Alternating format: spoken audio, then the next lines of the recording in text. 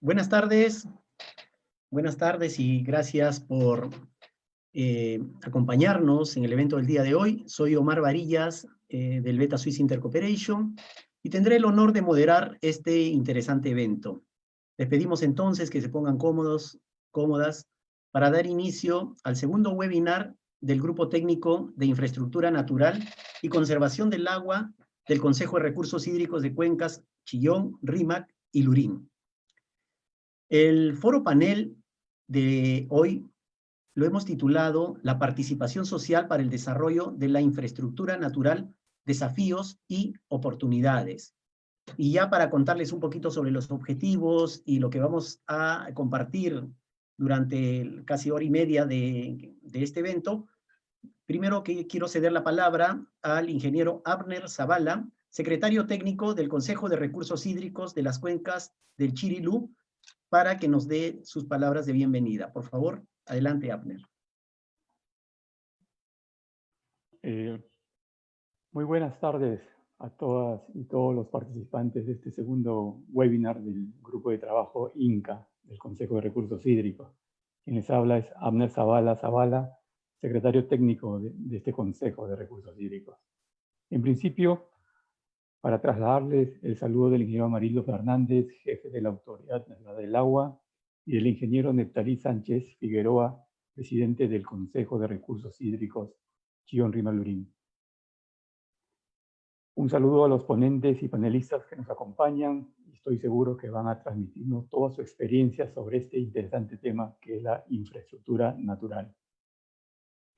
Este segundo webinar es producto de la articulación que venimos realizando los diversos integrantes del grupo de trabajo INCA, grupo integrado por representantes de 32 entidades y es uno de los 8 grupos existentes del Consejo de Recursos Hídricos. Este grupo fue creado allá por el año 2017, es el primer grupo que se creó a nivel del Consejo de Recursos Hídricos del Chirilú.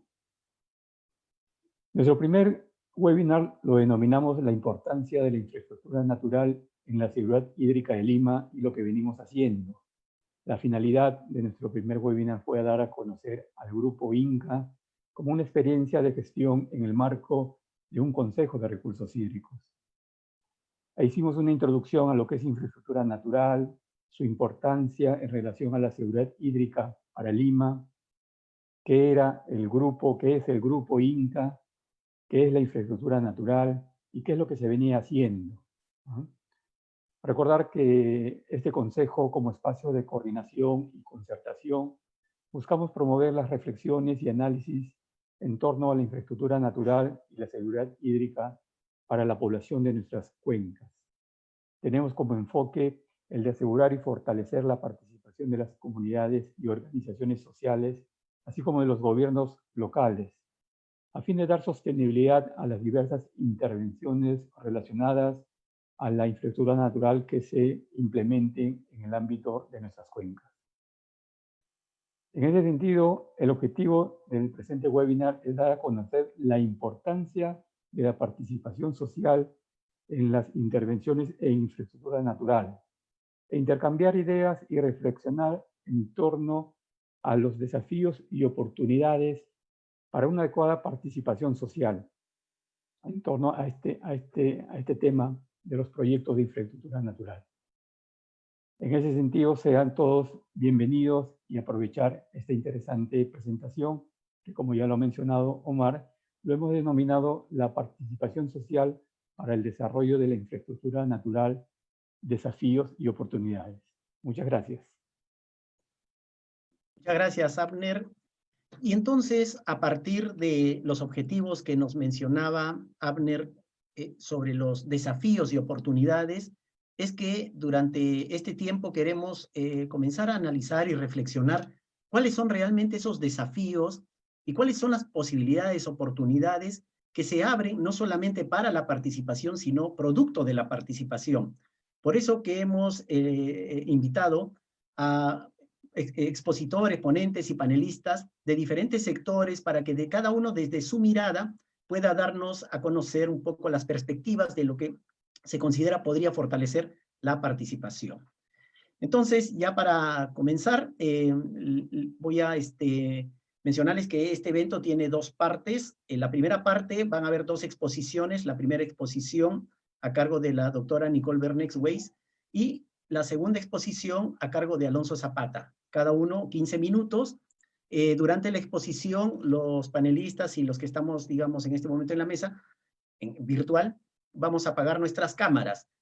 Al momento que se prende mi cámara, enciendo mi cámara, es que estoy más o menos un minuto para que pueda concluir el expositor. Lo mismo, cada expositor igual tiene ya sus presentaciones y lo va a proyectar aquí en la plataforma. Luego de ello, vamos a dar paso a la mesa panel virtual. Para eso hemos invitado a Jerónimo Chiarella, a Alberto Martos, ya los voy a presentar luego, a Fanel Guevara y a Faustino Guzmán.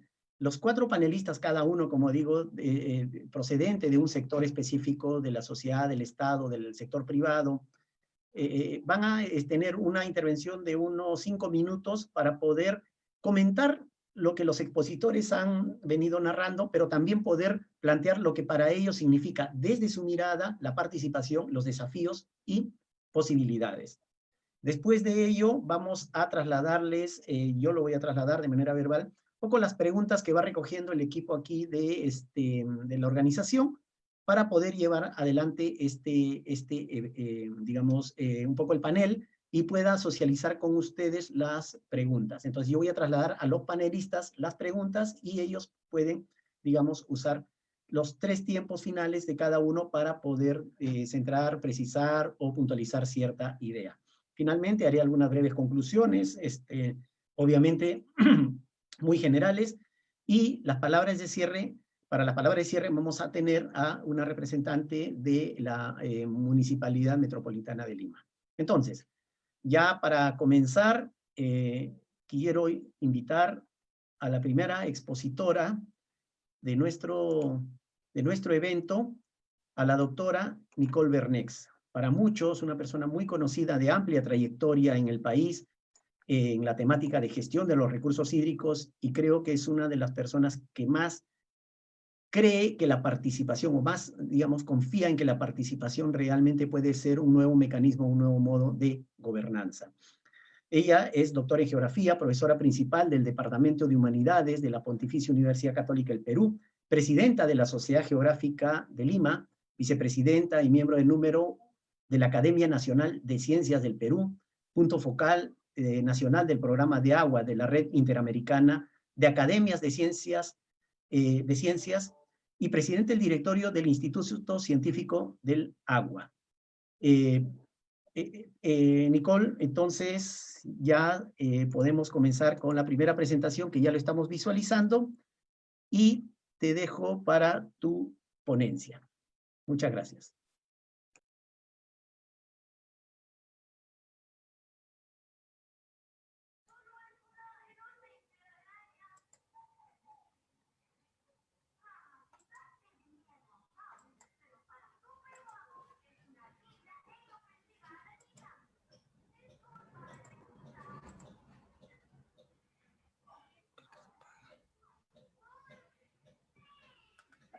No sé qué pasa.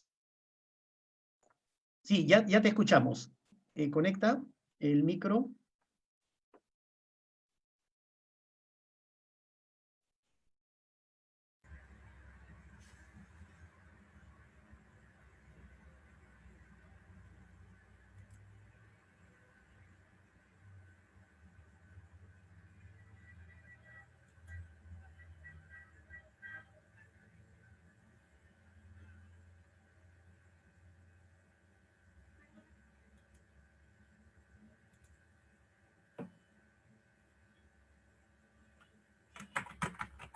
Sí, parece que todavía no podemos reiniciar el audio.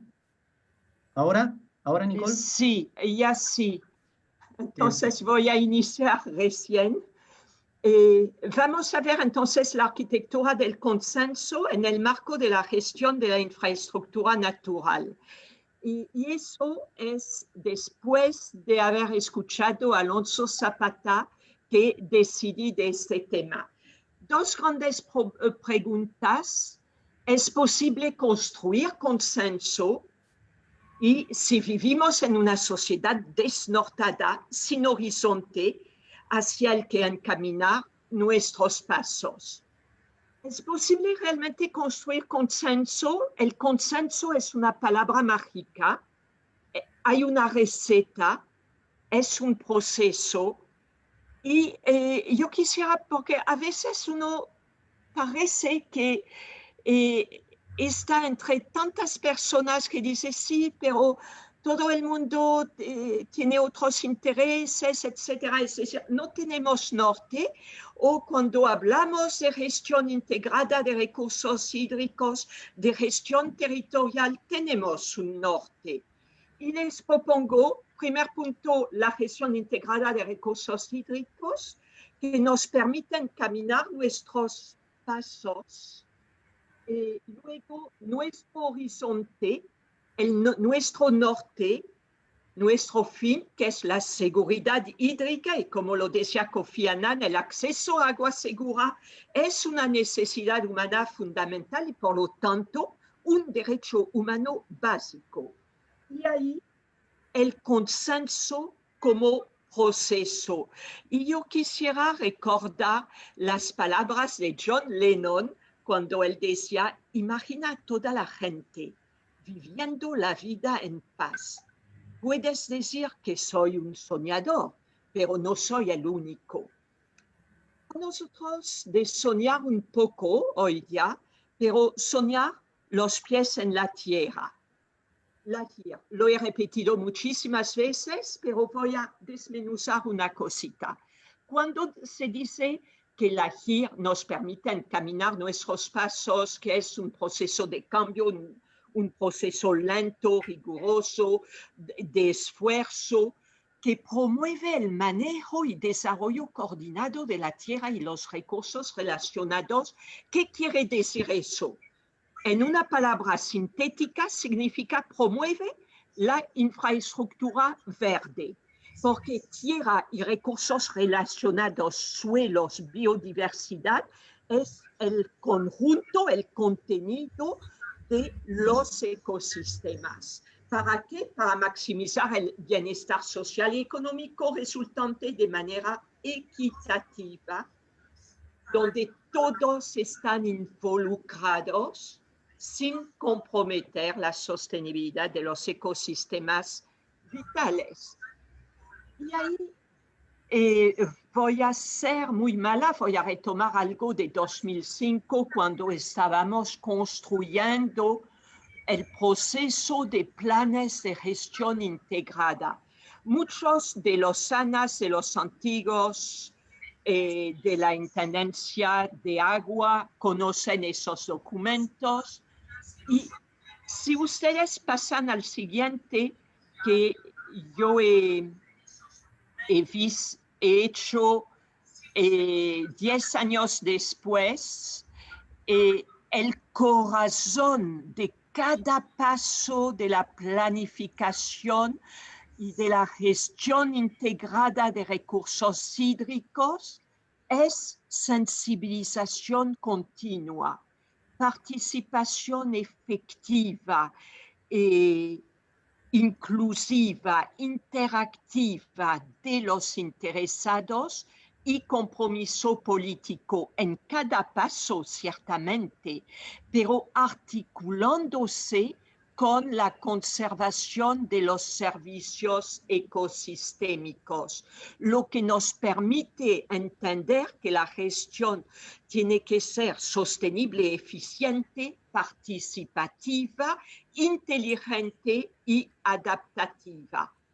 Nuestro horizonte es la seguridad hídrica y ¿qué es? Es asegurar el agua para las necesidades de todos los sectores y de todos los actores. El medio, entonces, va a ser la gestión integrada de recursos hídricos, donde todos los usos están interrelacionados y donde hay una integración transsectorial mediante un mejoramiento continuo de la gobernanza, una clarificación de roles institucionales e instrumentos de gestión articulados, pero el fin es la seguridad hídrica. Y el fin es agua de calidad y cantidad para todos, resiliencia de los actores, pero también de los ecosistemas ante los efectos del cambio climático, desarrollo humano y económico para todos. Lo que nos hace decir que la provisión confiable de una cantidad y calidad de agua aceptable para todo, principalmente la salud, la producción de bienes y servicios, los medios de subsistencia, junto con un nivel aceptable de riesgos relacionados con el agua, consiste en seguridad hídrica. Entonces veamos la arquitectura del proceso de consenso. La construcción de consensos, como lo vemos aquí era en la cuenca de Ocoña, una reunión donde los 33 alcaldes de la cuenca estaban en carne y huesos, no subdelegados, los 33. Y ustedes saben que va desde Ocoña abajo, pero arriba es Paosa, Cotahuasi, etc. 33 alcaldes presentes. La construcción de consensos es un proceso colaborativo que involucra la participación plena. Nuevamente en Ocoña hemos tenido todos los mineros informales y los formales juntos. Hay que incluir a todos, pero también es un proceso que no puede darse de ninguna manera si no conozco mi cuenca, mi subcuenca o mi microcuenca y todas las interacciones, interrelaciones, interadaptaciones que se dan entre ellas. Y eso significa que la metropolitana de Lima debería conocer perfectamente la subcuenca que es válvula de seguridad para Lima metropolitana.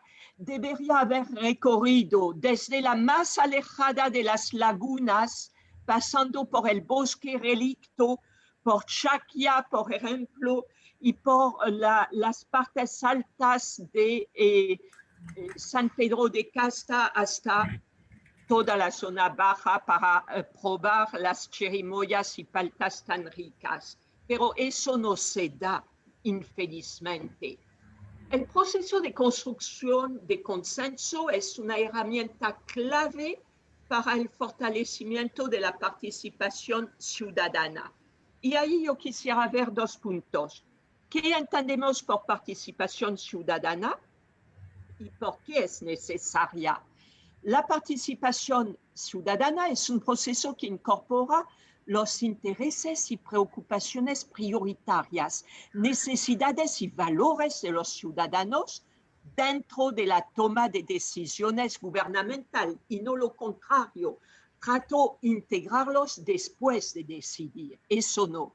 Es una vía de comunicación de doble vuelta, donde la meta general es llegar a mejores decisiones con el apoyo de todos. ¿Por qué es necesario? Porque conocer cómo y por qué se toman las decisiones va a ayudar a acercarnos los unos de los otros. Porque el sentido de comunidad solo es posible si los ciudadanos se sienten y son responsables de su futuro. Porque traer a las personas a resolver problemas comunes enfatiza la idea de que esos problemas son de todos y que todos somos responsables. Hay muchísimos libros en nuestros países de América Latina que hablan del consenso. Y, por ejemplo, el INTA en México, ¿no? El Instituto Mexicano de Agua habla del consenso en la gestión integrada de recursos hídricos y han tomado en la guía, en el manual, el caso de la cuenca Lerma-Chapala. Pero quiero decirles una cosa. Los esfuerzos, uno, no pueden quedarse en buenas intenciones, en webinar o algo. Yo sé que no es el caso, yo sé que es difícil, yo les felicito porque Faustino está entre nosotros, pero que cada territorio de agua es un caso especial, es como un hijo. Ningún hijo, ninguna hija es igual a la otra. En la familia a veces uno les gusta una cosa increíble y los otros no. No existen recetas todas hechas. Es decir, lo que les muestro es muy bonito y puede darnos unas ideas que hay que primero identificar las posiciones, hay que conocer todas las herramientas para el consenso de las cuales disponemos, hay que tener técnicas participativas de grupo, ¿no? De apreciación, influencia, control, marco lógico, de FODA, de investigación, acción participativa, de evaluación rural participativa, pero también porque no podemos andar camino sin ciencia, herramientas de apoyo para el análisis del problema hidrológico o ecosistémico, desarrollar modelos analíticos y principiar a generar datos. Eso es clave. Generar modelos de optimización, de simulación, desde los sistemas de información geográfica, pero desde bases de datos y la gestión de bases de datos, tener modelos de decisión multicriterio y tantas otras cosas donde entra también las metodologías de percepción, de modelación de visión compartida, que no es fácil. Un taller de visión generalmente me toma de 4 a 6 días para asegurar el futuro. Entonces, ¿qué hacer? ¿Cómo construir una arquitectura de consensos? ¿Qué experiencias seleccionadoras tenemos y podemos tener para esta buena tierra, este territorio de agua excepcional por su gente, por sus características físicas, biológicas, su enorme potencial, pero también porque es válvula de seguridad para Lima metropolitana, donde hay 38,000 personas de un lado y 10 millones de otro lado. Tenemos que hacer memoria. Respecto a metodologías dinámicas, mire, todo lo que nos ha aportado el PSI, el Programa Subsectorial de Irrigación, es tan rico que solamente les ruego retomar muchas cosas. Cosas como cómo se construye un diálogo con la simulación de la construcción de la casa en una comunidad para jóvenes. Cómo se resuelve un conflicto con el juicio común, etcétera, etcétera. Es algo fenomenal. Yo he aprendido mucho siguiéndoles. Luego, conocer el contexto, el territorio chico de la microcuenca, de la subcuenca, pero el territorio grande, interescalar, de todo Chirilú. Y eso es clave.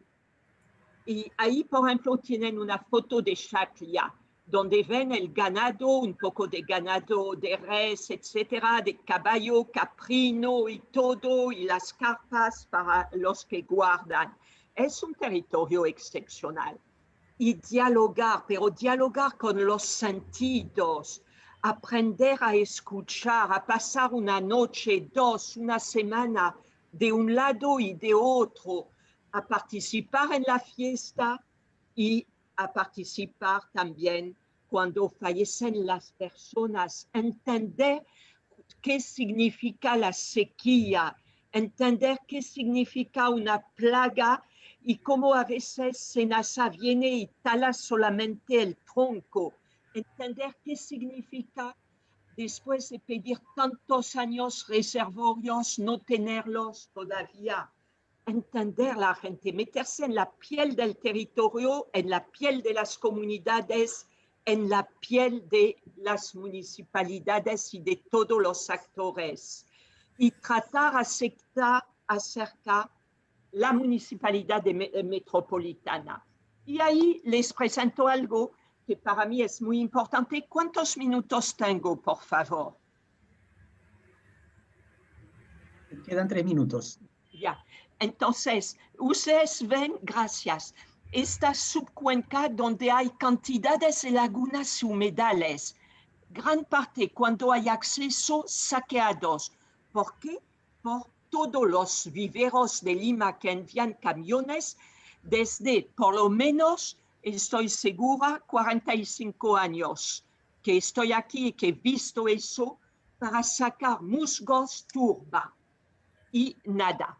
Como si nada pasa. El bosque relicto increíble que hay en esta zona y que está cada vez más pequeño. Tenemos sistema fluvial, bofedales, andenería, conjunto de centros poblados y asentamientos atomizados, muy pocos dispersos en la parte alta. Y Lima. En la parte alta se produce beneficio, ciertamente se purifica agua, pero seamos honrados, y Faustino lo sabe eso, los bofedales y lagunas están degradados.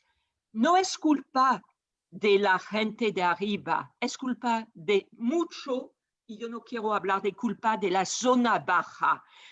Entonces hay que rehacer eso. La parte baja aprovecha lo poco que hay, aprovecha todo. El uso agrícola del agua, el uso doméstico, el uso turístico con tantas piscinas. El valor económico del beneficio se da donde se produce. Y la importancia del valor económico depende de la importancia de la producción del beneficio. Ingeniero Zabala, lo ideal sería que con el apoyo de SEDAPAL, del fondo de SEDAPAL, se ayude a las comunidades a restaurar sus ecosistemas para que tengan el máximo valor económico y que se pueda reconocer dónde se utiliza. Entonces, arriba, cuando vamos a lograr la restauración de los bofedales, de los humedales, pero también la reforestación en árboles nativos, como ha pedido Enrique Wagenagen, ¿no? Del bosque relicto, podremos ver de un lado el valor económico creciente, porque el agua va a tener siempre dos características mejor. Abajo va a haber más agua y de mejor calidad, porque arriba se está restaurando y conservando. Y parte de este costo puede ir directamente a las comunidades y una parte que hay que establecer el porcentaje en consenso con ellos para el mantenimiento de aquellos ecosistemas. Muchísimas gracias y recordémonos que el agua es un recurso para todos y una responsabilidad de todos. Muchas gracias, Nicole, y como siempre, muy pertinente la presentación porque no solamente nos has presentado los aspectos conceptuales y parte de las teorías que se han gestado sobre la participación, sino lo has aterrizado a la cuenca, has aterrizado los dilemas que en este momento se están presentando en la parte alta, por ejemplo, de las cuencas como Santa Eulalia, ¿no? Aquellas que sirven o ofrecen beneficios o servicios hidrológicos para la ciudad de Lima. Muchas gracias. Bien, pasamos entonces ahora a la segunda exposición. Invitamos al ingeniero Alonso Zapata Cornejo. Él es ingeniero agrónomo con estudios de maestría en gestión de recursos hídricos, diplomado en gestión ambiental y especialización en gestión pública. Tiene más de 20 años de experiencia en gestión de recursos hídricos, gestión del agua, y ha trabajado en la Autoridad Nacional del Agua, tanto a nivel central como en diferentes sedes desconcentradas. Asimismo, en el Ministerio de Vivienda, Construcción y Saneamiento. Actualmente se desempeña como jefe de EGACE de SEDAPAL a cargo de la implementación de los proyectos de infraestructura natural y mecanismos de retribución por servicios ecosistémicos hídricos. Entonces, voy a abrir el micrófono para el ingeniero Alonso Zapata.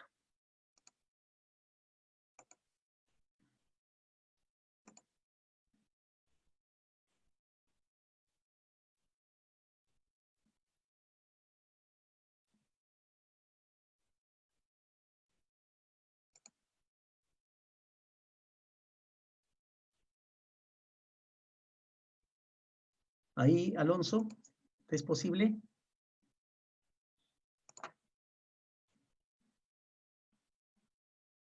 Ahora.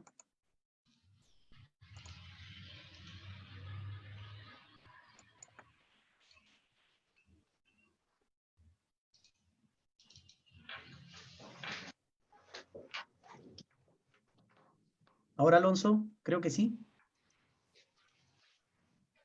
Hola. Perfecto, te escuchamos entonces. Ya está tu presentación también. Bien, buenas tardes con todos los asistentes. En principio, agradecerles por estar con nosotros en este webinar. Traigo el saludo de nuestro presidente del directorio, la gerencia y todos aquellos trabajadores de CEDAPAL. Bien, creo que con este webinar lo que queremos es poner sobre la mesa la importancia de la participación social en el desarrollo de la infraestructura natural.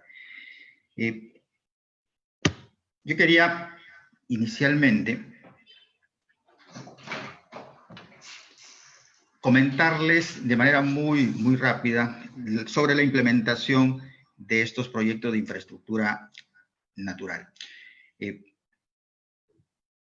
Creo que es un proceso no tan fácil, es largo, pero creo que lo importante es que es de mucho aprendizaje. Por ejemplo, nosotros en CEDAPAL, que ya el fondo lo teníamos hace unos 4 o 5 años, pero no contábamos con proyectos, ¿ya? Y comenzamos a generar una masa crítica de proyectos haciendo que CEDAPAL se convierta en una entidad de segundo piso y tener entidades más bien especializadas en este tema. Pero luego nos dimos cuenta que hacia adentro de CEDAPAL, hacia el interior, no había las capacidades para proceder a la evaluación de estos proyectos y generamos también una sensibilización hacia adentro para poder generar capacidades tanto técnicas como administrativas, porque CEDAPAL es una empresa que básicamente se dedica a la infraestructura gris. Luego apareció el otro aspecto, que es el aspecto social, según la cual estos proyectos, al ser llevados hacia las partes medias y altas donde queremos intervenir, debe ser lo suficientemente aceptado por las comunidades. Entonces, tenemos estas dimensiones técnicas y administrativas, digámoslo de algún modo, también las económicas o financieras, que sí teníamos los recursos, pero también este otro aspecto que a nuestro entender es sumamente importante, el aspecto social. Y que de pronto nuestra experiencia quería comentarles esta tarde. He organizado la presentación en 3 líneas, ¿no? Ponernos de acuerdo en un concepto básico que es la participación, o que quisiéramos entender como participación. Ya la doctora Nicole ha hecho una introducción y una conceptualización de este aspecto. La importancia de esta participación en el desarrollo de estos mereces. Y finalmente, conversar sobre la plataforma de buena gobernanza. De manera muy sencilla, yo quisiera poner el concepto de participación social en los términos siguientes, que es una intervención de los actores de manera informados para la toma de decisiones. Creo que eso para nosotros es importante, no solamente la intervención, sino que esta intervención sea con actores lo bastante informados para la toma de decisiones. Asimismo, poner de manera rápida en contexto que CEDAPAL brinda el servicio a la ciudad de Lima y Callao, y nos abastecemos de 4 cuencas, 3 que están en el lado de la vertiente del Pacífico: Chillón, Rímac, Lurín y Alto Mantaro. Tenemos una superficie que ustedes las pueden observar ahí, pero además es importante destacar aquí que tenemos en nuestro ámbito 79 comunidades campesinas, 80 distritos con los cuales tenemos que tratar y conversar, y en la parte de abajo, que nos aprovechamos de este recurso, alrededor de 10 millones de personas. Bueno, ¿y cuál es esa importancia? Estos proyectos que se financian con este fondo, el mecanismo, se fundamentan en un acuerdo voluntario, es decir, los que estamos en la parte baja recibiendo el servicio y donde se genera este servicio que es en la parte media y en la parte alta. ¿Y qué es lo que nos vincula? Es un acuerdo voluntario, un acuerdo de buena fe entre ellos, los que estamos en la parte media y alta, y los que estamos en la parte baja. Entonces, ¿será suficiente que solo ellos se sientan a conversar? Esa es, creo, la reflexión que habría que hacernos. Este acuerdo voluntario o este acuerdo merece, son los instrumentos, incentivos que están previstos para generar, canalizar, transferir e invertir en acciones que favorezcan el servicio hidrológico. Entonces, este acuerdo que es suma de voluntades de los de arriba con los de abajo, ¿no? Para poder hacer acciones que estén orientadas a recuperar, a conservar y hacer uso sostenible de los recursos, de manera que podamos garantizar agua tanto para las comunidades y sus actividades como quienes estamos en la parte baja. Entonces, así se ha creado este fondo para desarrollar este tipo de intervenciones y actualmente SEDAPAL tiene un fondo acumulado de alrededor de 100 millones de soles y esperamos invertirlo para el desarrollo de este tipo de actividades. Aquí, de manera muy rápida, voy a explicar las etapas por las cuales pasa la implementación de este mecanismo y las intervenciones que tenemos que hacer en las partes medias y altas. En principio tenemos el diseño, o sea, hay que diseñar un mecanismo para incorporarlo en el PMO de la empresa SEDAPAL, solicitarle a SUNAS que nos autorice la tarifa para generar los fondos. Es decir, el primer momento es cómo generamos esos fondos para poder hacer posteriormente las intervenciones. Y cuando diseñamos este mecanismo, su contenido es hacer un diagnóstico hídrico rápido, es decir, hacer un reconocimiento de las zonas de intervención de SEDAPAL o a las zonas donde nos abastecemos, que ya había comentado, son 3 cuencas que están en el Pacífico y una que está para el lado del Mantaro, que es el Alto Mantaro. Luego, a partir de ese diagnóstico, hay que hacer un plan de intervención, es decir, dónde se van a intervenir. Luego tenemos que constituir una plataforma de buena gobernanza, conocer a nuestros contribuyentes, quiénes son los que están en las partes medias y altas, y realizar un sistema de monitoreo hidrológico, es decir, tomar la temperatura de cómo está nuestra cuenca en ese momento.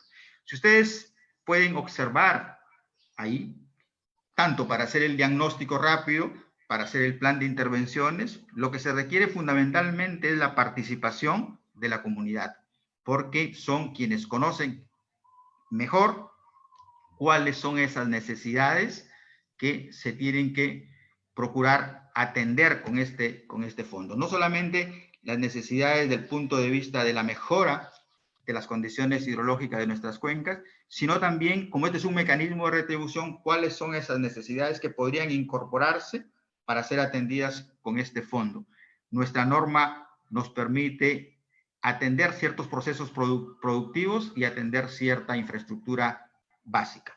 De manera que aquí es muy importante la participación de las comunidades. Pero también es fundamental no solamente la participación de los que están en la parte media y alta en el reconocimiento de cuáles son esas intervenciones, sino también en la parte de abajo, quienes más están interviniendo en estas zonas y aprovechar de su experiencia, aprovechar de cuánto ellos han avanzado y poder ser complementarios en estos trabajos. Para eso existe la plataforma de buena gobernanza donde deben estar o están todos los actores, tanto de la parte baja, las entidades públicas, las entidades privadas y también los que están en la parte media y alta en esta plataforma para sacar adelante estas intervenciones de recuperación, conservación y uso sostenible de los recursos hídricos. Pero también tenemos que conocer quiénes son nuestros contribuyentes, como les decía, y el sistema de monitoreo hidrológico que también tiene que ser participativo.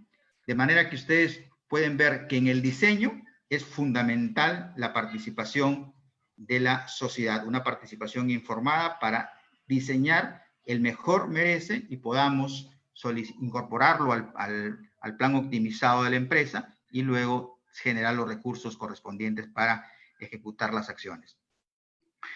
Luego que se haya diseñado este merece, tenemos que pasar a la siguiente etapa, que ya es la ejecución, que es formulación, tenemos que evaluar, tenemos que aprobar y ejecutar, y finalmente la operación y el mantenimiento. Este fondo nos permite trabajar todas esas etapas, desde la formulación hasta la operación y el mantenimiento.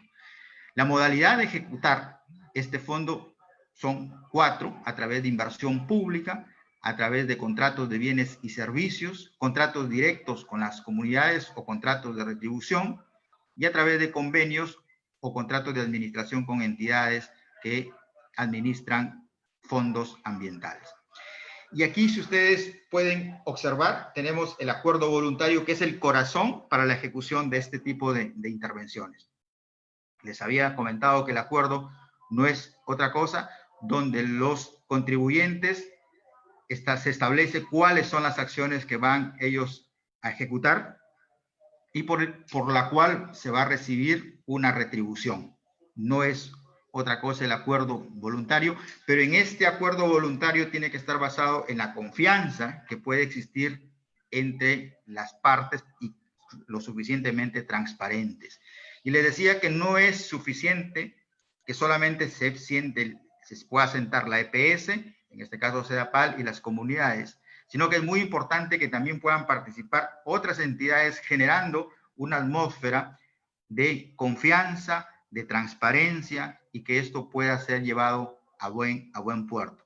Lo que no quisiéramos es que se vea como un proyecto más donde SEDAPAL quiere desarrollar un proyecto y bueno, de pronto habrá que autorizar que se lo haga, sino más bien es un proyecto o los proyectos que se vayan a hacer son generados desde la demanda y de las necesidades de las propias comunidades y que puedan internalizar de manera clara de esta necesidad.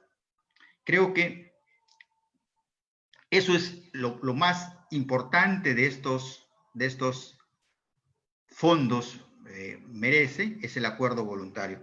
Y nuestra experiencia como SEDAPAL es, yo creo, buena en algunas comunidades, regular en otras y en otras no tan buenas. De manera que hemos sacado lecciones de esto y por eso estamos diciendo que es tan importante la participación social en la ejecución o en la implementación de estos proyectos. No basta los criterios técnicos, sino además tenemos que tratar en lo posible que esto sea lo suficientemente participativo, lo suficientemente transparente para poderlos desarrollar. Porque la primera pregunta, y es bastante válida de parte de las comunidades, ¿por qué ahora SEDAPAL viene hacia aquí a invertir? ¿Qué es lo que está buscando? Porque siempre son preguntas, repito, válidas a hacerse, ¿por qué se está interviniendo en estas zonas?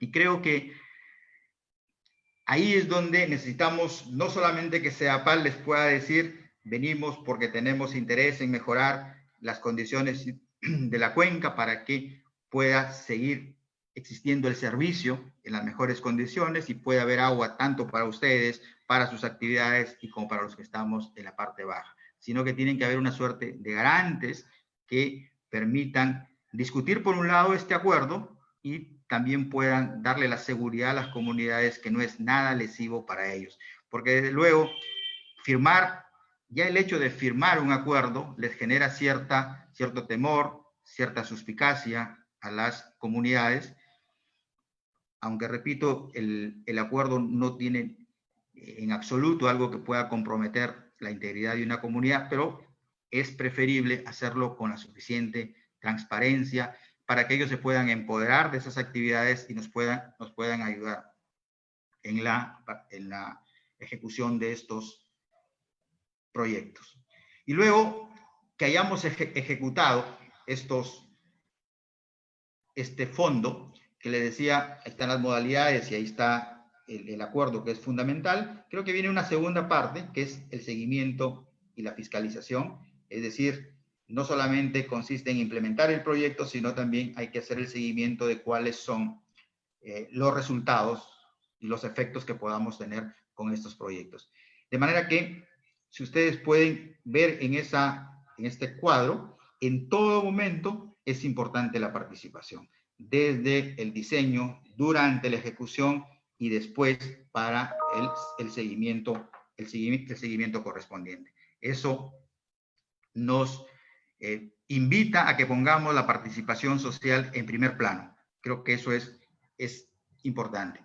Y producto de esta participación, les pongo como ejemplo lo que hicimos en la comunidad San Juan de Iris, y aquí está este acuerdo que se firmó entre ellos y nosotros. Aquí pueden ustedes ver cuáles son las obligaciones de la comunidad y cuáles son las obligaciones de SEDAPAL. Creo que lo que hay que destacar de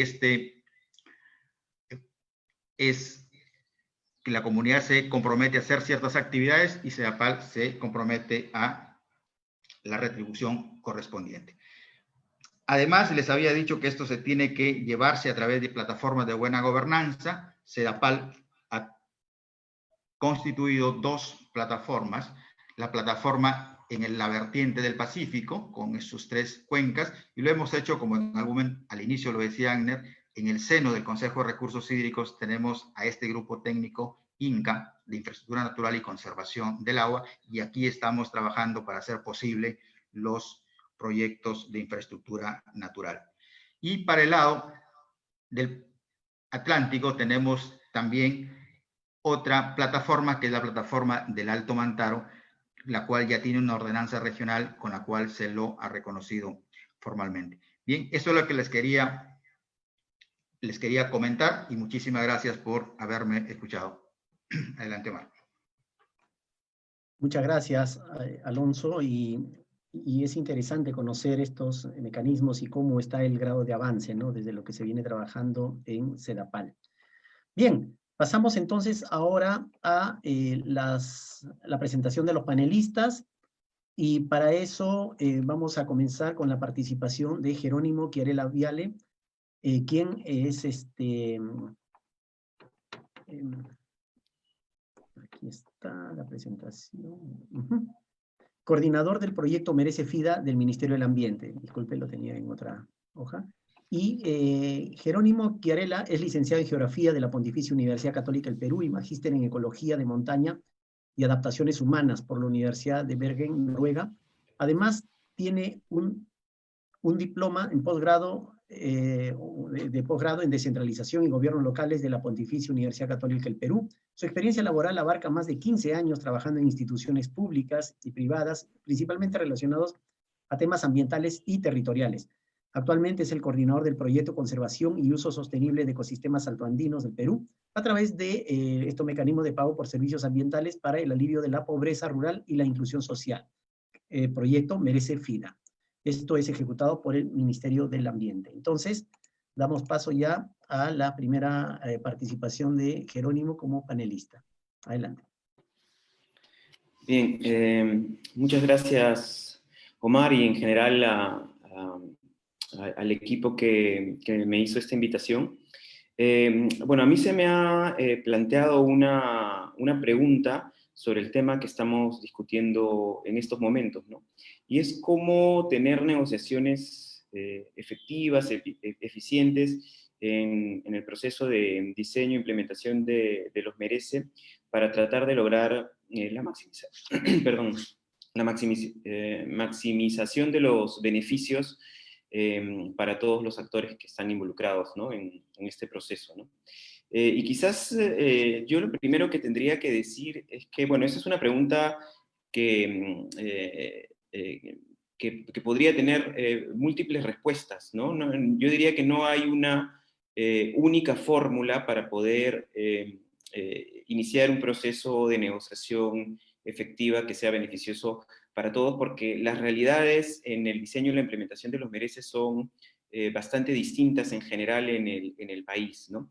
Entonces yo en realidad voy a conversar un poco, comentarles un poco sobre la experiencia que hemos tenido en el proyecto Merece FIDA, y a partir de esta experiencia brindar algunas reflexiones que creo podrían ayudar a la discusión, ¿no? Lo primero que creo que es importante es que, bueno, hemos hablado de los merece, y claramente el concepto de merece es un concepto que en principio busca el beneficio de ambas partes, no tanto de los contribuyentes y de los retribuyentes, ¿no?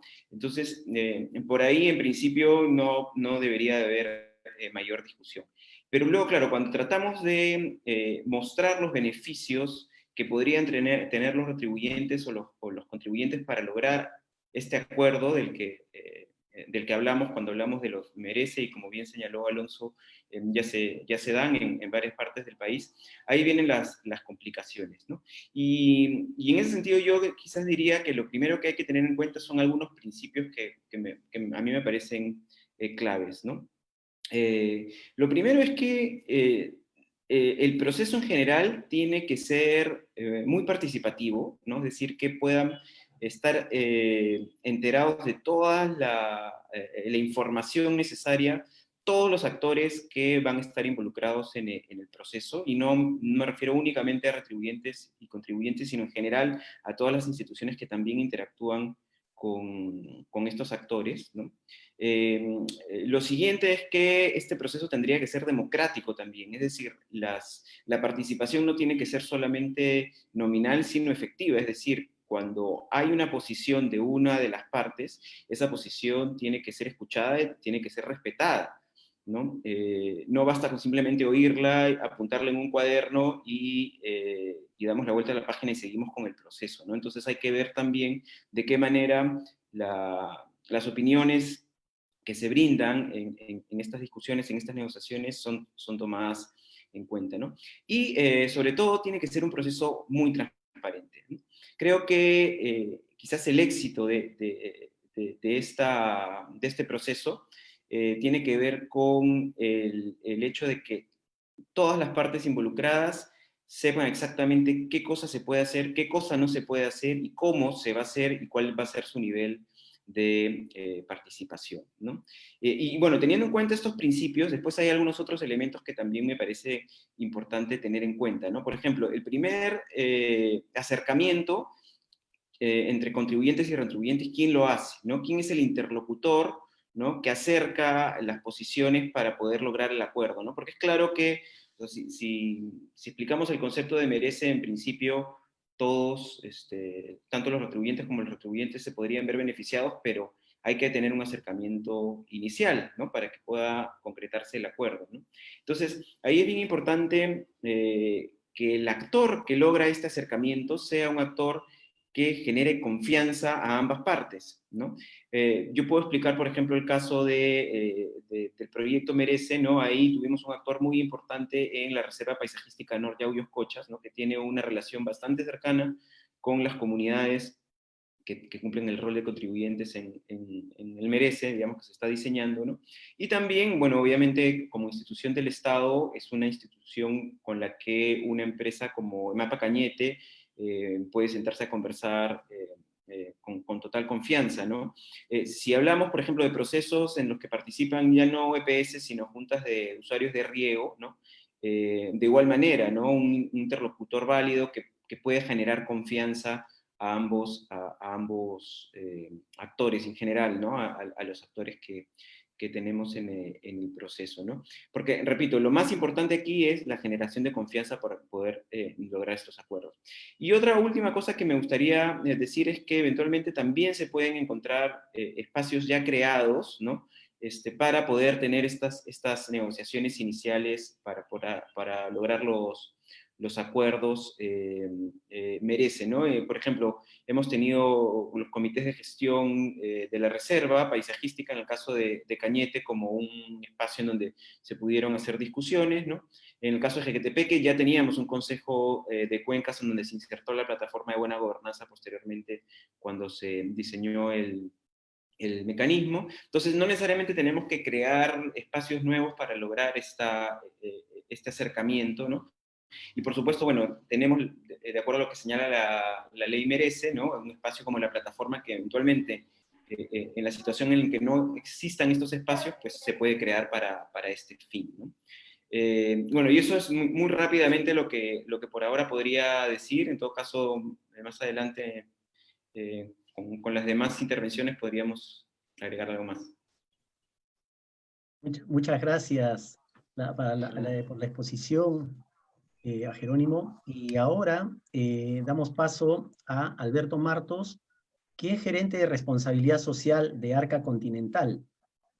Alberto es economista de formación, egresado de la Universidad Nacional Agraria, magíster en Administración de Negocios, egresado de Centrum, Escuela de Negocios de la Católica, con estudio de posgrado en Responsabilidad Social Corporativa y en Análisis, Gestión y Resolución de Conflictos Socioambientales en la misma casa de estudios.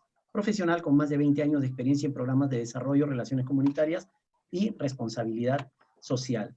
Alberto, hay una pregunta que desde la organización se orientó un poquito, dado, digamos, que tú eres un actor del sector privado, y tiene que ver, y también sabemos que Arca Continental tiene una experiencia interesante, por ejemplo, de promoción de infraestructura natural en el sur de Lima, y a partir de eso, ¿cómo asegurar la participación que genere realmente un clima social, un clima de confianza para las inversiones, no solamente públicas, sino también privadas, y relacionado sobre todo a proyectos de infraestructura natural?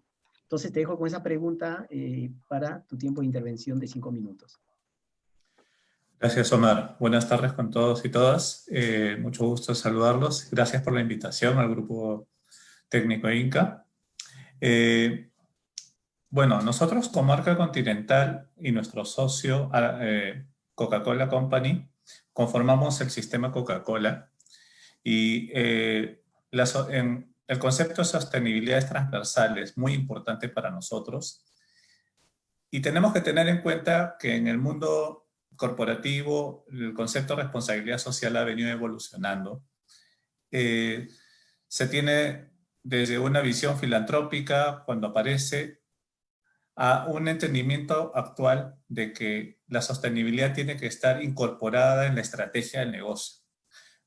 Por ejemplo, nosotros el día de ayer tuvimos una ceremonia con el Ministerio del Ambiente celebrando los resultados del primer acuerdo de producción limpia que firmamos con Coca-Cola, con el Ministerio del Ambiente y el Ministerio de la Producción, de tal manera de que atendemos un problema que es muy importante, ¿no? El plástico en el medio ambiente, a través de la promoción de la economía circular. Y economía circular es hablar justamente de incorporar la sostenibilidad en nuestra forma de desarrollar nuestro negocio. Pero si hablamos del agua, obviamente también tenemos un tema importante que trabajar ahí. Es nuestra materia prima, y más allá de los esfuerzos que podamos hacer al interno de las plantas para poder hacer un uso eficiente de este recurso, de hecho, las únicas dos infraestructuras industriales en Perú que tienen certificación LEED son justamente nuestras plantas, la de Mochi y la de Pucusana.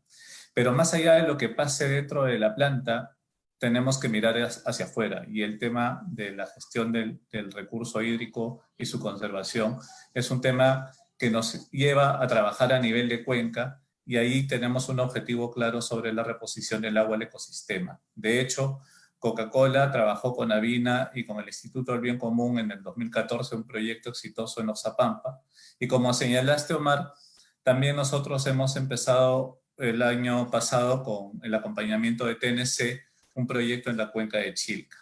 Ahí pudimos encontrar algunos hallazgos importantes que normalmente, lamentablemente, estamos acostumbrados a ver en ese contraste capital-regiones, ¿no? Pero vemos un espacio donde dadas las características de la cuenca, donde hay poca precipitación pluvial,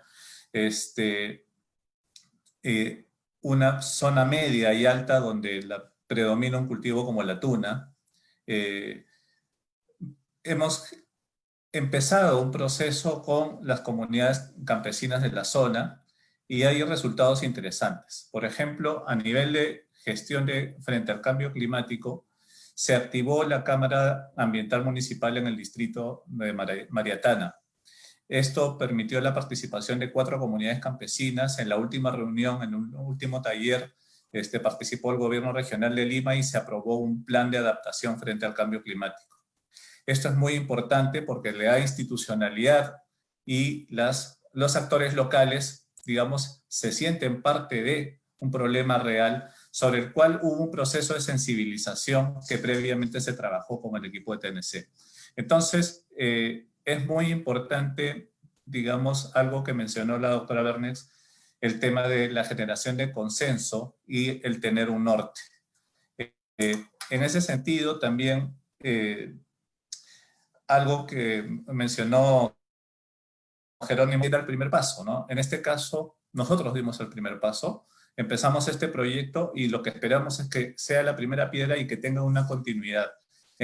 Y esa continuidad es lo que también va a darle credibilidad a estos esfuerzos de creación de consenso, porque se forman plataformas, se forman espacios como la Cámara Ambiental Municipal, que más allá de que sean reuniones donde se defina un plan, la idea es que tengan resultados concretos. En este espacio también se han identificado 2 proyectos que ya se les ha hecho llegar a CEDAPAL, donde se promueve la infraestructura natural. Este pequeño ejercicio en esta microcuenca de Chilca nos ha permitido ver la importancia de pasar de un trabajo de planificación del concertado hasta la ejecución de obras en la que la comunidad campesina durante 6 meses ha puesto su mano de obra para construir zanjas de infiltración, para conservar áreas de matorrales y la construcción de microreservorios, pero a través de un proceso de planificación donde se establece un objetivo común, un norte. En la parte baja de la cuenca hay otros actores, hay un sector industrial que está creciendo y que está interesado también en que no se repita lo que ocurrió en el 2017 con las lluvias, que inundaron muchos terrenos en la zona. Entonces, sí hay actores que, digamos, están interesados en tomar esta oportunidad, pero acá también hay algo que es muy importante y que va de la mano con el concepto de responsabilidad social que mencionaba, ¿no?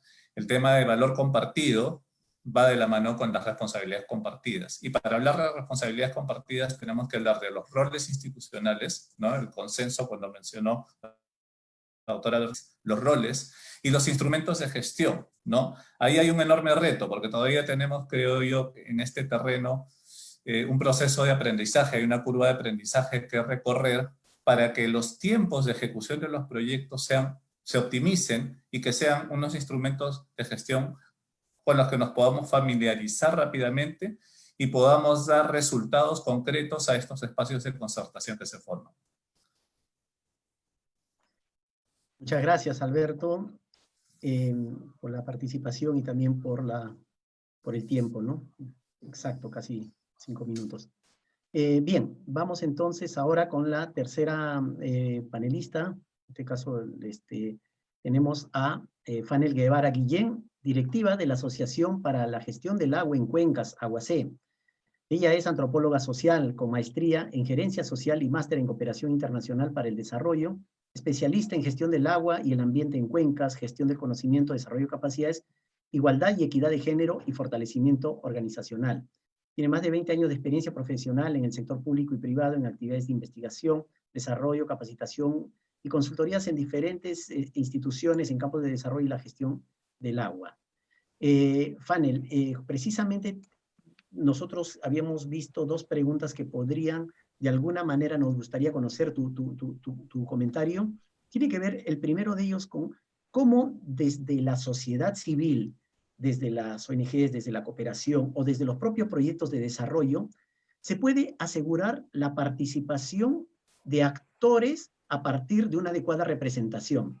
Uno de los grandes problemas de la participación es la representación. ¿Quién puede estar sentado en la silla de negociación, en la silla de generación de consensos o de generación de acuerdos? ¿Cómo promover eso? Y sobre todo pensando que el Grupo Técnico Inca es un espacio, el GT Inca, es un espacio perteneciente a la plataforma del Consejo de Recursos Hídricos y que por ende requiere, digamos, convocar a la participación de muchos actores. Y una segunda pregunta es que nos comentes también cómo asegurar la voz de las mujeres y los jóvenes en estos espacios de participación. Si bien es cierto que hay grupos que no participan, también dentro de esos grupos hay actores sociales, hay personas que no participan o grupos que no participan. Uno de ellos son las mujeres y los jóvenes. Fanel, entonces, ¿qué nos podrías contar al respecto? Bien, buenas tardes. Reciban un cordial saludo, tanto de la Asociación para la Gestión del Agua en Cuencas como del Instituto de Promoción para la Gestión del Agua de Iperoga. Pienso que es importante primero reconocer que, por ejemplo, los conceptos que han señalado de participación son importantes, justamente en conceptos se toman en cuenta. Ahora se da cuenta todo el mundo de que es indispensable la participación, especialmente cuando se habla de intervenir. E intervenir, el término mismo es un término de guerra, es un término de batalla, ¿no? Vamos a intervenir. Y claro, cuando uno interviene, ¿cómo puede pensar que puede haber participación? Lo que hay que ir es a visitar, a conversar, a pedir permiso y a partir de eso ponernos de acuerdo. O sea, desde los términos ya estamos haciendo que la cuestión sea un poco difícil. Entonces, ¿cómo garantizar que haya representación y representatividad? Nosotros desde la asociación, desde Aguacé, planteamos la necesidad para la gestión de la cuenca partir de abajo, de las microcuencas. Ahí es donde la gente se conoce, ahí es donde se puede llegar a acuerdos, ahí es donde se puede llegar a consensos, porque los intereses están claros, las necesidades se ven y se puede dialogar sobre las aspiraciones y se conocen los valores con los que funciona la gente. Ahora, el Consejo de Recursos Hídricos está muy arriba justamente y su base es la que no está funcionando con la calidad del caso. Entonces, hemos planteado, por ejemplo, la necesidad de que haya comités de gestión a nivel de microcuencas, de subcuencas, y que sea un proceso que permita que estas representaciones sean acumulativas. Por ejemplo, hay mancomunidades, ¿no? Dentro de los municipios, o sea, por municipios. Entonces, si se quiere un representante o dos dentro del Consejo de Recursos Hídricos, entonces tiene que ser pedir a la mancomunidad que tiene la representación de los municipios y ahí pueden llegar a un consenso a quien le toca el turno de poder asistir y no hacer una elección masiva donde no se sabe quién sale. La gente está organizada. Las comunidades, por ejemplo, hay la Asociación de Comunidades Campesinas en la parte de Santa Eulalia, por decir algo, también hay una organización todavía no muy sólida, pero sí hay en la parte alta, digamos, de la cuenca del Rímac, igual en el Chillón, que tienen organizaciones con las que hay que conversar. Y como decía Nicole, me gustó mucho lo que dijo, hay que conocer la piel del territorio. El territorio es una construcción social y tenemos que conocer un poco más cómo huele, cómo sienten, cómo piensan, cómo viven para poder entenderlos un poco más, porque nosotros somos una sociedad multidiversa, pero no en el término de la teoría, en lo concreto. Un acuerdo para nosotros es cuando alguien propone y los demás hacen una discusión y ya sale el acuerdo. Un acuerdo, por ejemplo, en una comunidad campesina, es una primera discusión, se escuchan todas las opiniones, incluso hay contradicciones fuertes, se saca un primer acuerdo, pero en la noche se vuelve a consultar. O sea, al día siguiente puede haber opiniones diversas y son acuerdos acumulativos y el último acuerdo es recién el que es de consenso, el que sale.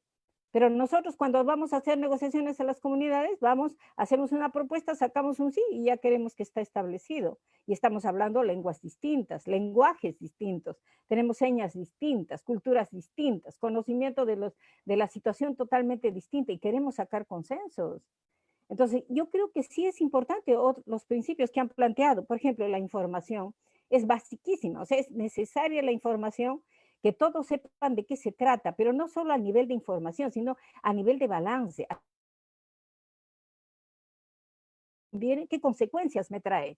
O sea, saber las consecuencias de la decisión, que es algo que justamente no se advierte, ¿no?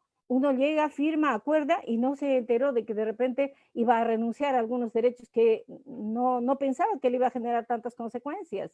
Entonces hay que advertir, y por eso, por lo menos de la experiencia que tenemos nosotros, los acuerdos acumulativos son los que son útiles, empezando por partes para llegar a un acuerdo final. Luego, la organización. Es necesario fortalecer las organizaciones. El Estado, intencionadamente o no, y las entidades también que intervienen, van destruyendo la comunidad, van destruyendo su representatividad, van destruyendo su fortaleza. Y entonces organizan comités funcionales a sus proyectos, comités funcionales a lo que el Estado quiere, y se desconoce justamente la comunidad, que es la madre de las organizaciones, y es donde realmente los consensos son posibles. Y las discusiones son largas. Si alguien ha estado trabajando en campo, sabe que una asamblea comunal dura todo el día y pareciera que es una discusión que nunca termina, pero es que así se logran los consensos. Tenemos que escuchar la voz de todos, y habiendo que nadie más se opone, se saque el acuerdo. Hay que aprender eso.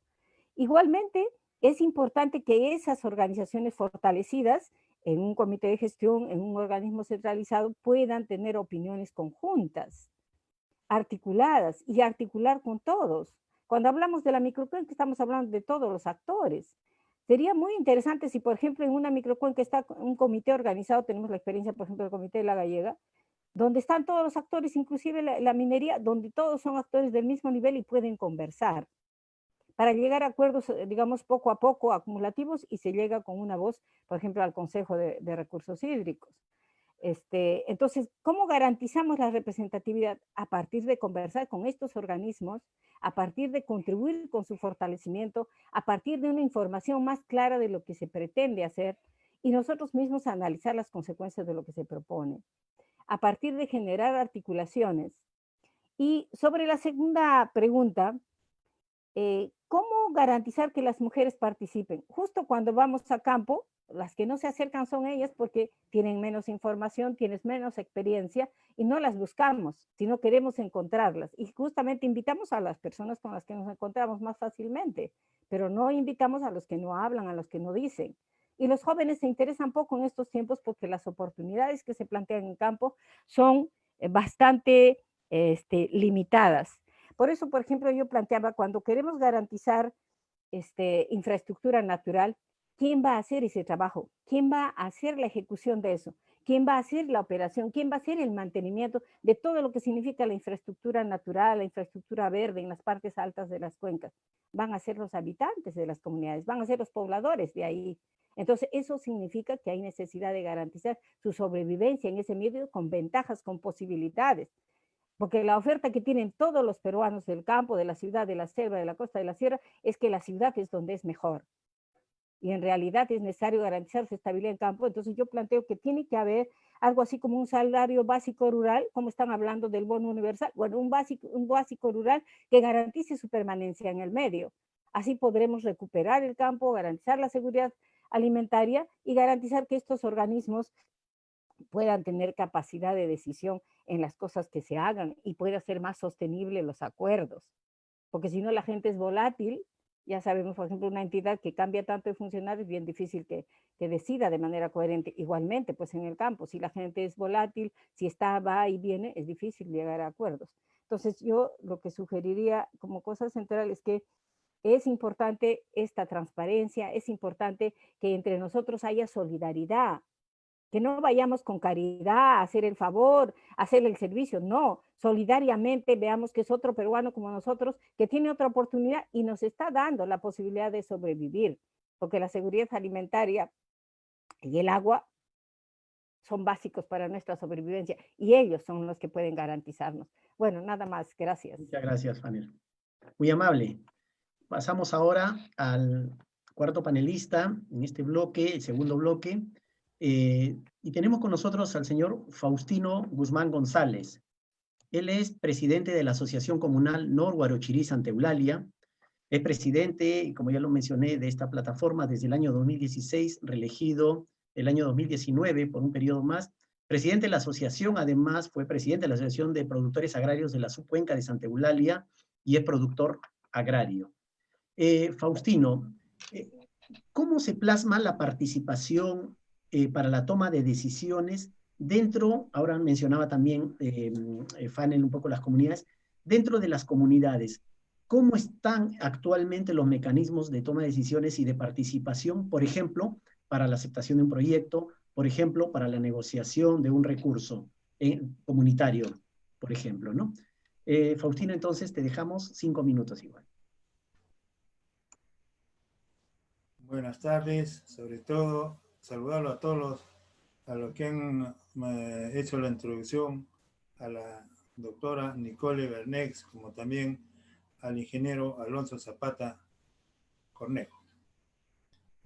Ahorita, al ver de escucharlo, a la doctora Bernex, al doctor Zapata y también a la institución privada, y también acá ha dado ya la señora Fanel Guevara, y ha trazado, ¿cómo se llama?, qué cosa es lo que debe hacer las comunidades campesinas cuando se le comunique, se le dice, bueno, señores, vamos a suponer a la comunidad campesina de Santiago Carampoma. Ellos, la comunidad campesina de Araos, Carampoma, Huanza, Huachupampa, San Juan de Iris y San Pedro de Cata son los guardianes del agua. Ellos se consideran así. ¿Por qué? Porque de esos lugares es donde viene y se adjunta automáticamente y se forma el río Santa Eulalia. El río Santa Eulalia es una subcuenca del río Rima. Pero ahora vamos al punto, cómo nosotros las comunidades les vamos a dar, ¿cómo se llama?, la protestad, le vamos a dar, como dicen, los terrenos para ejecutar el merece.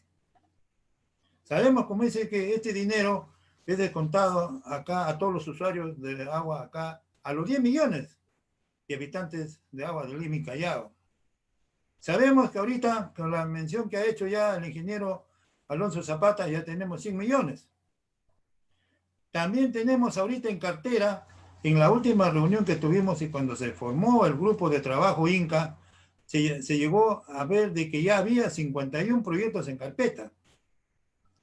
Tenemos ahorita, ya tenemos tres proyectos ya automáticamente definidos y ya financiados, que es la conservación de la laguna de Millos y también la microcuenca del Araos.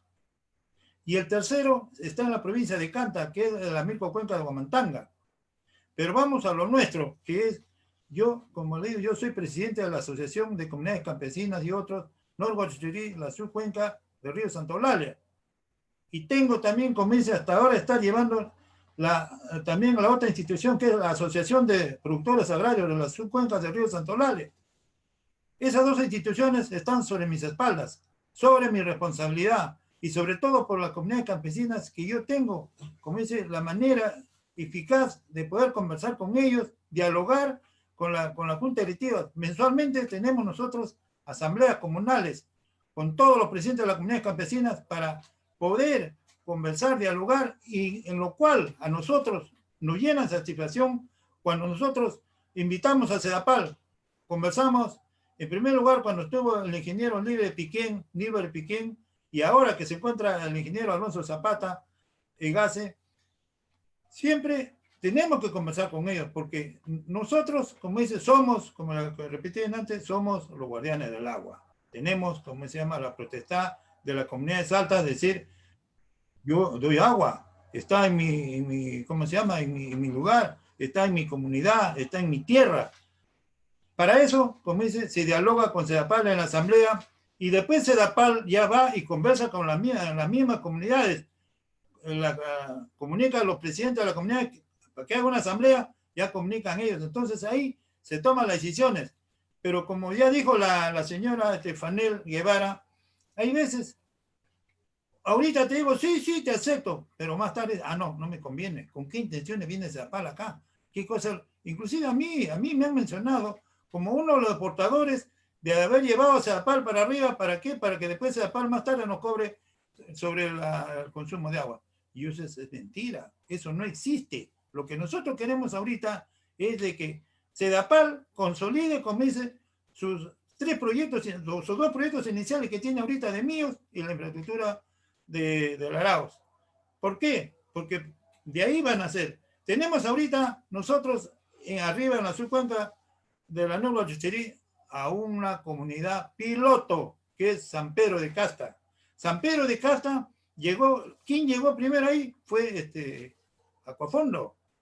Aquafondo llegó, ellos constituyeron proyectos, ideas de proyectos y después proyectos, ¿para qué? Para que, por ejemplo, en las zanjas de filtración, limpieza de humedales, construcción de cochas, y así llega, ya después, desde ese lado, ya estuvo patrocinado por Condesan, por USAID y por TNC.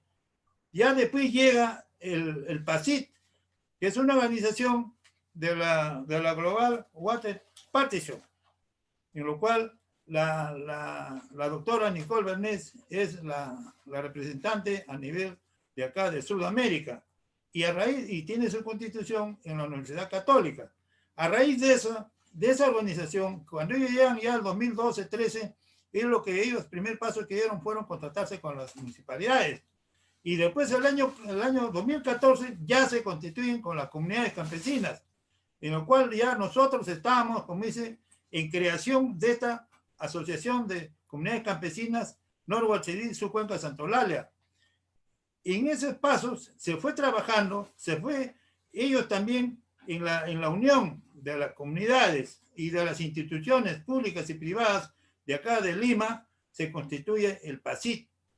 El PACIT está constituido más o menos por 6, 7 ministerios, también instituciones privadas, en lo cual nosotros, como dice, al formarse el PACIT se comenzó a trabajar, pero ellos han trabajado con nosotros por asesoría para poder ellos, bueno, cuál y cómo íbamos a dar los pasos para formar una asociación de comunidades campesinas sólidas, una asociación que brinde el apoyo a las comunidades campesinas, que nosotros, como dice, en nuestro estatuto fijemos los puntos fundamentales para proteger a las comunidades campesinas, y en lo cual hoy día ya lo tenemos, como lo vuelvo a repetir, tenemos ahorita San Pedro de Casta, tenemos ahorita proyectos que van a implementar CEDAPAL Legase, tenemos más o menos como 13 proyectos ya, que ellos ahorita ya lo están formulando, pero nuestra preocupación es el momento que dice la señora Fanel Guevara, que tenemos que consolidar, que tenemos que conversar, tenemos que dialogar y dar charlas a los comuneros de cada comunidad donde se va a implementar esos proyectos de CEDAPAL. Yo lo único que tengo que decirles, señores, cuenten con mi apoyo como presidente de la Asociación de Comunidades Campesinas hacia CEDAPAL, y también pedirle pues, a las empresas privadas que también apoyen este proyecto. Lo tenemos a Bacos. Bacos hasta ahora no se manifiesta.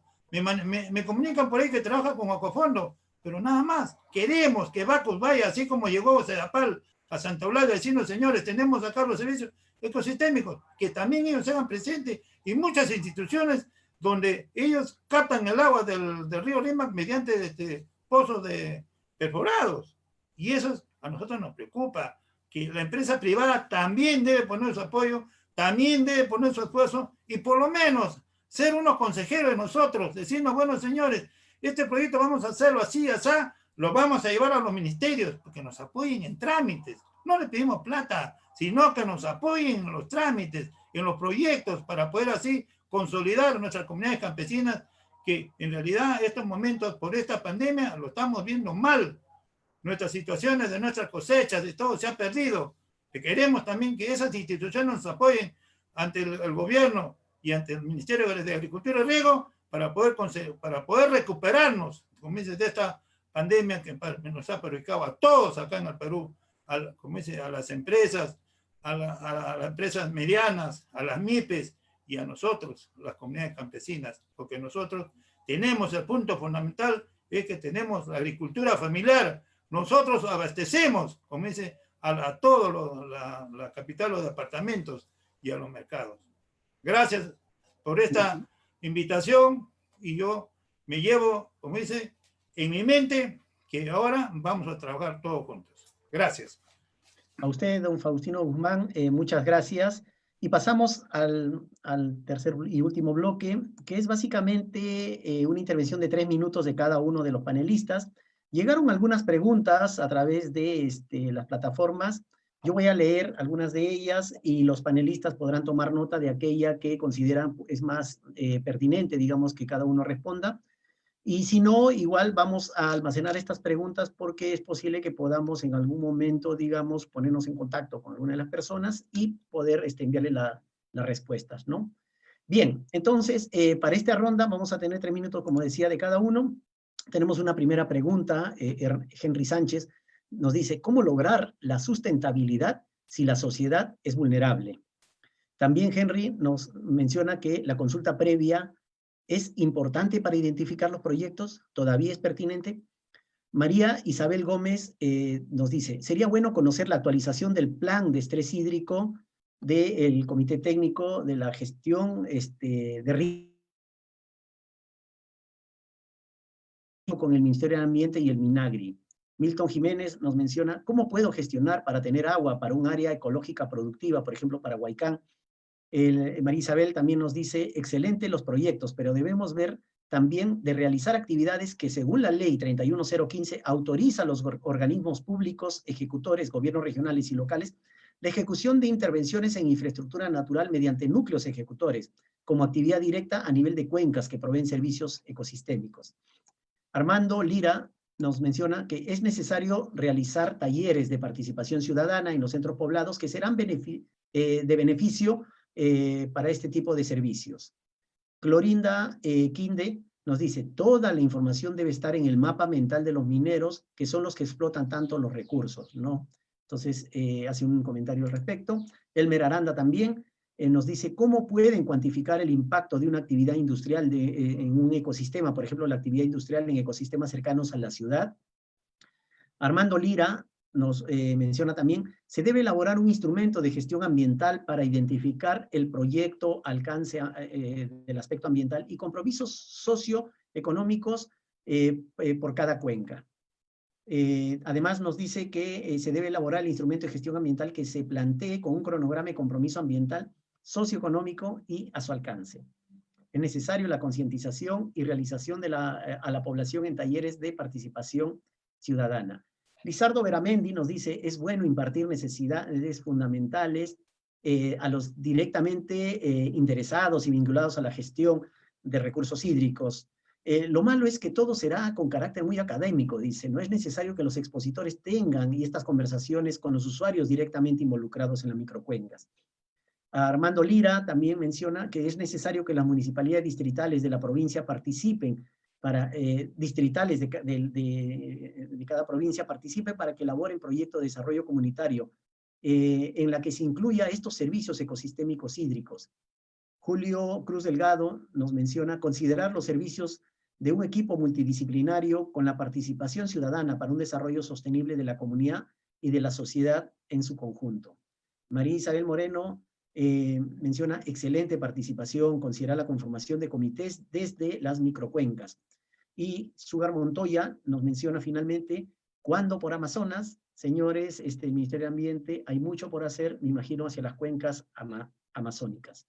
Entonces, con estas preguntas seguramente voy a apelar un poco a la capacidad de síntesis de cada uno de los panelistas y tenemos entonces ya 3 minutos de cada uno de los panelistas en el mismo orden en que expusieron. Invito ya a la doctora Nicole Bernex para sus 3 minutos finales, si quiere responder algunas preguntas y si no redondea, digamos, las ideas y voy a ser acá más implacable con el tiempo. Gracias. Nicole, por favor.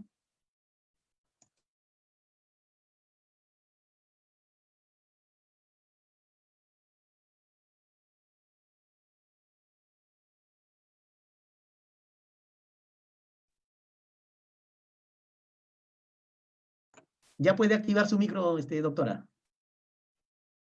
Ahora sí. Estaba impidiendo. Muy interesantes las preguntas y agradezco. Yo creo que el estrés hídrico ha sido de siempre en el país y lo vemos a partir de los enormes trabajos de ingeniería hidráulica prehispánica que tenemos. La importancia es saber conocer su territorio y poder adaptarse. Y todas las sociedades antiguas, con su saber hacer y con sus concertaciones y dificultades, supieron adaptarse a los territorios. El estrés hídrico es un problema propio de la costa que ha tenido hasta conflictos, hasta la muerte, los cronistas lo detallan, y tenemos que tener memoria de eso, pero también memoria de si es posible adaptarse. La gestión integrada es adaptativa y las sociedades tienen también sus capacidades de adaptación. Y voy a otra pregunta, su capacidad de resiliencia.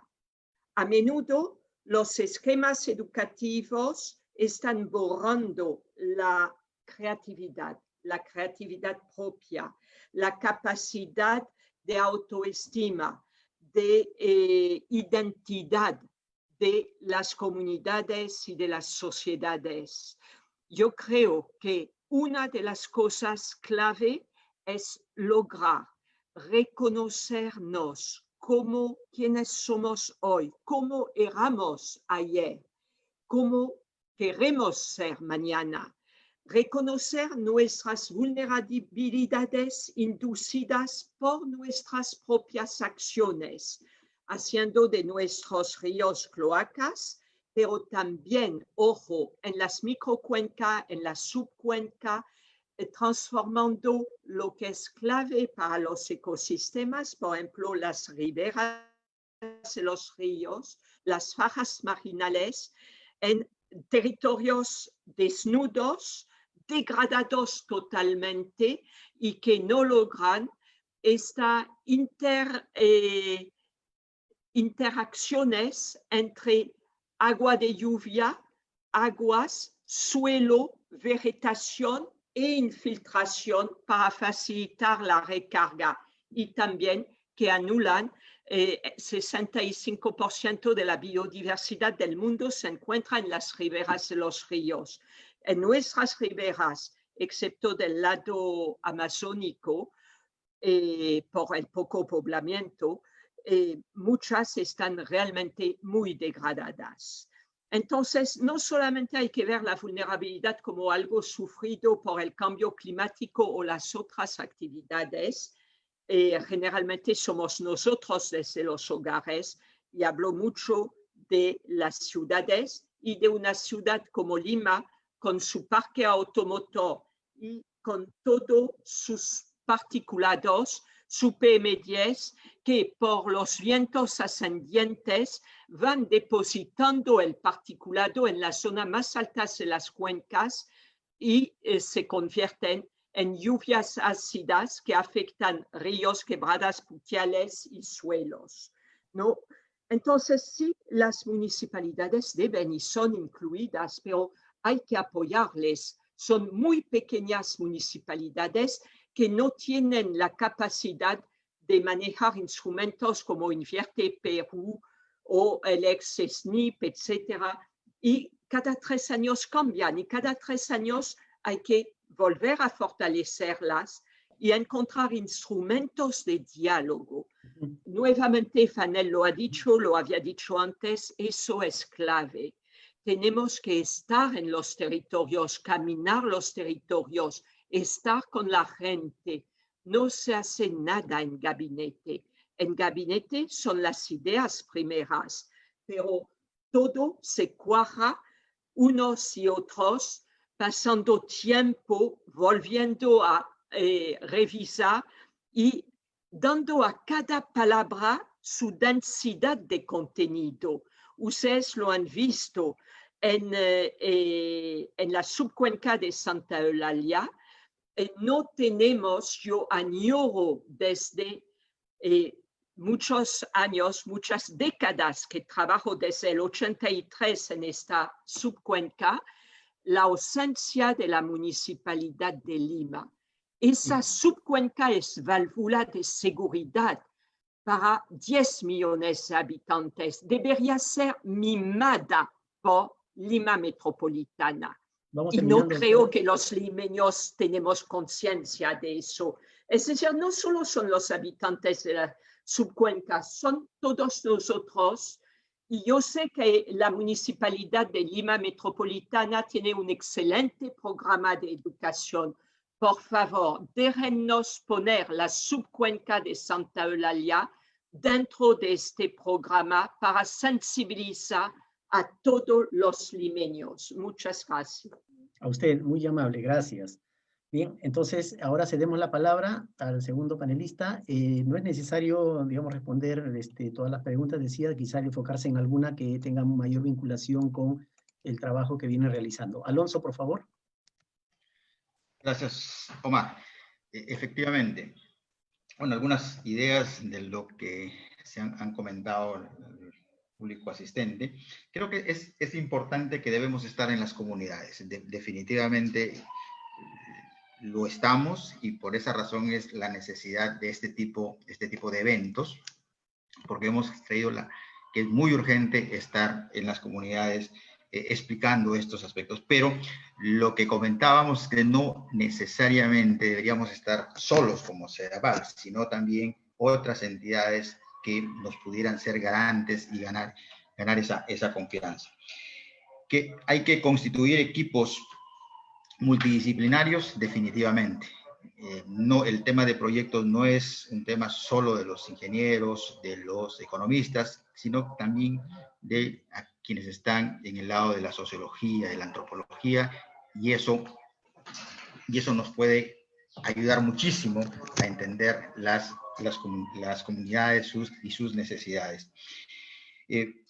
Creo que eso nos ayuda a recoger cuáles son sus opiniones, cuáles son sus demandas, cuáles son sus necesidades de las comunidades y poderlo eso trasladar a estos proyectos. También se comentaba, o por lo menos es necesario la aclaración de los instrumentos ambientales. Entendía que si se requería o no para este tipo de proyectos. Creo que no. Hoy hemos tenido una conversación con Miran para un proyecto en específico y creo que no se requiere porque justamente son proyectos más bien verdes que ayudan a mejorar las condiciones de la cuenca.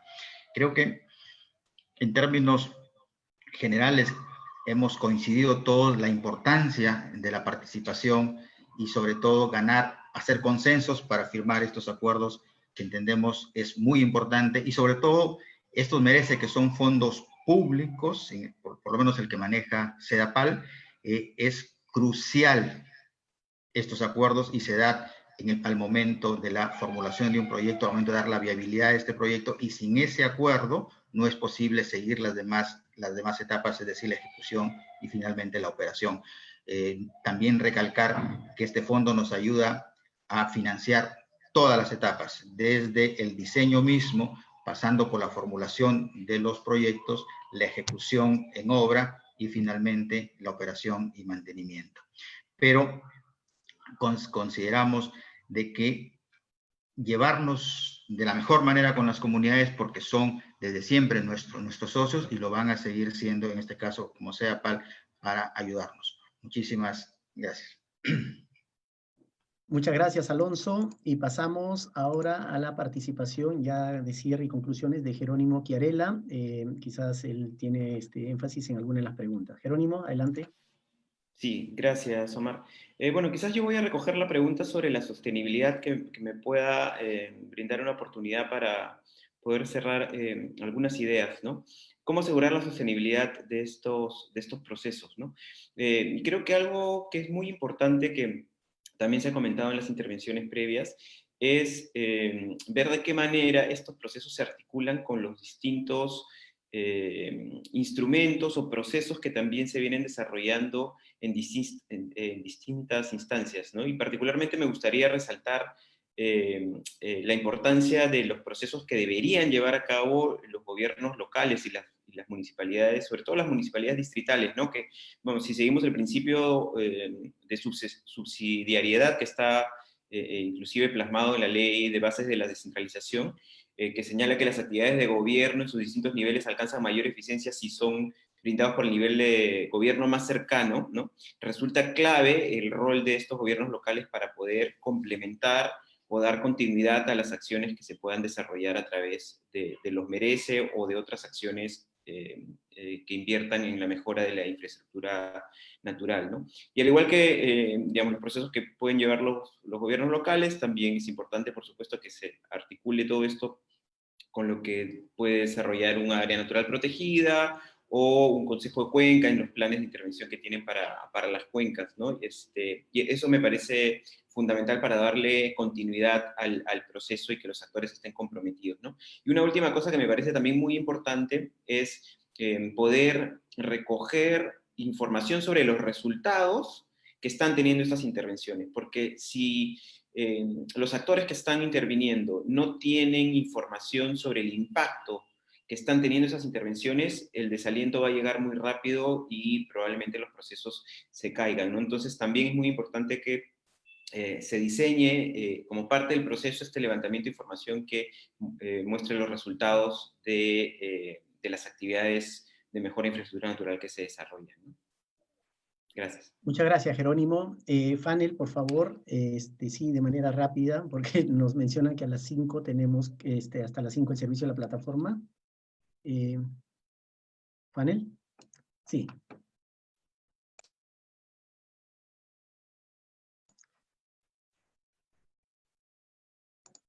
A ver. Ya.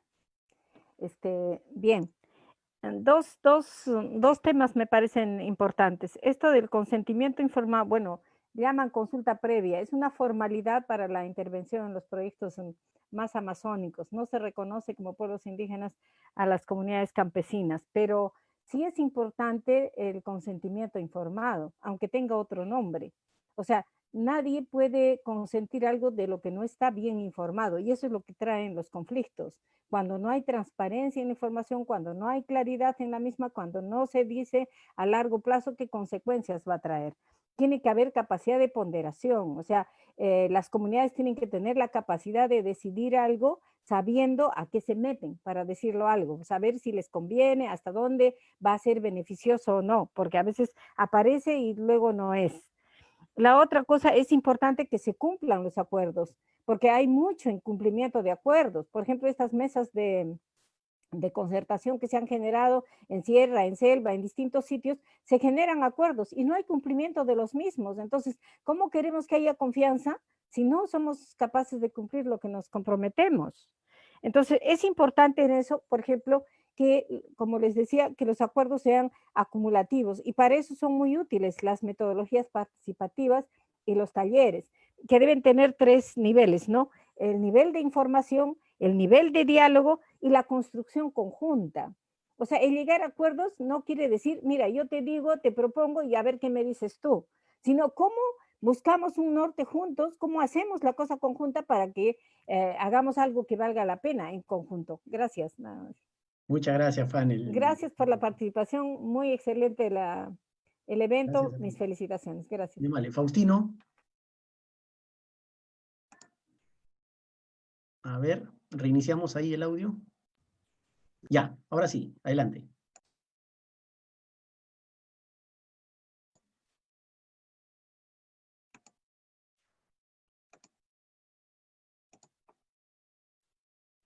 Don Faustino, reinicie por favor su audio. Ya. Y ahora sí. Agradecer sobre todo a los promotores de este evento y también a la Asociación de Comunidades Campesinas Nogro Churí. En estos momentos ya nos escuchan las instituciones privadas y gubernamentales. Por eso nosotros ya ahorita sí ya nos prestan atención. Agradecer sobre todo a la región Lima Provincias, también agradecer a la Consejo Provincial de Guarochirí, agradecer también a las instituciones asesoras de nosotros, que es la diócesis de Chosica Cáritas, como también a la ONG IRMA, quienes son nuestros asesores principales, los que nos dan ideas, nos dan punto de vista y ver cómo tratar, como dice, con las instituciones que esto sobre todo sobre los momentos de los proyectos ecosistémicos. Agradezco infinitamente también les invito también para el día 3 de septiembre a una asamblea general de la comunidad campesina que se va a realizar en la comunidad campesina de Chacla, Pachapaque. Para ahí se van a reunir todas las instituciones desde la comunidad campesina y las instituciones que nos están apoyando. Por eso, señores, les agradezco infinitamente y los espero el 3 de febrero, el 3 de septiembre en la asamblea de Chaclea. Están todos ustedes invitados, así que si van a ir, me comunican su participación. Gracias. Gracias, don Faustino. Alberto, disculpa, te omití rápidamente. Alberto Martos. Hola, Omar. No, rápidamente, una reflexión en cuanto en el 2019, al final del 2019, se publicó el nivel de cumplimiento de los ODS en América Latina y el Caribe. Perú estaba en 6º puesto, sin embargo, 13 de los objetivos, digamos, reportados con un nivel de riesgo de incumplimiento al año 2030. Ahora, con la pandemia, ese escenario es más complejo y son objetivos que justamente tienen que ver con este tema. Entonces, estos espacios donde queremos concertar y lograr la ejecución tienen que ser urgentemente productivos. Muchas gracias. Invitamos entonces ya para el cierre a Bianca Vanessa Madrid, es representación de la Presidencia de Recursos Hídricos del Consejo de Cuenca, Chillón, Rímac y Lurín. Por favor, Bianca. Y ya para las palabras de cierre. Buenas tardes, ¿me escuchan? ¿Se escucha? Sí se escucha, Bianca. Adelante, por favor. Sí, claro que sí, disculpen, quería asegurarme del audio. Bueno, muy buenas tardes a todos los presentes. En calidad de el alterno del presidente del Consejo de Recursos Hídricos de Cuenca Interregional Chillón, Rímac, Lurín, y como subgerente regional de Recursos Naturales y Medio Ambiente, transmito primero los saludos del ingeniero Neftalí, gerente regional del programa del Gobierno Regional de Lima Metropolitana, y agradezco realmente la participación de aquí todos los presentes, con todas sus opiniones y todos sus puntos de vista tan enriquecedores, con toda la información que están acoplando en favor de la sociedad, y a los distinguidos ponentes, ¿no? La doctora Nicole Bernex, Alonso Zapata, Omar Varillas, Jerónimo Charela, Alberto Martos,